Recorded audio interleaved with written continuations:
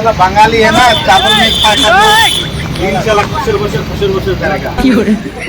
কোটি কোটি টাকা দিয়ে কোম্পানি করতে পারে, কিন্তু ড্রাইভারের রেস্ট রুম, রান্না করা রুম, পায়খানা, বাথরুম এগুলোর দিকে খরচা করতে পারবে না কোম্পানি।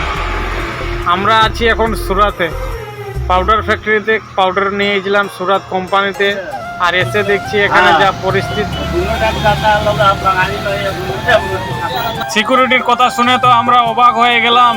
হওয়ার পরে তো কি করব, রাস্তাতে চলে আসলাম সব সামান টামান নিয়ে। আর কোম্পানির ভেতরে কোনো রেস্ট রুম বা রান্না বা পায়খানা বাথরুমের ব্যবস্থা ছিল না, সেই জন্য আমরা যত সামান ছিল সব বাইরে নিয়ে চলে আসলাম। আর আমাদের সঙ্গে দুইটা ড্রাইভার দাদাভাই ছিল বিহারের, ওরাও এখানে রান্না করছিল। আমাদেরকে বললো তোমরা পাশে বসে রান্না করে নাও। যদি আমরা জানতাম এরকম, তাহলে আমরা এই কোম্পানিতে আসতাম না, অন্য জায়গার মাল নিয়ে যেতাম। আমরা এরকম কিছু কোম্পানি সিস্টেম থাকলে না যাওয়াই উচিত। ভিডিওটাকে প্রচুর পরিমাণে শেয়ার করুন, যাতে কিছু কিছু ওনার কোম্পানির বুঝতে পারে যে ড্রাইভার খালাসির জন্য যদি কদর ভালোবাসা না থাকে, এক জায়গা থেকে অন্য জায়গায় মাল নিয়ে যায় শুধু ড্রাইভার।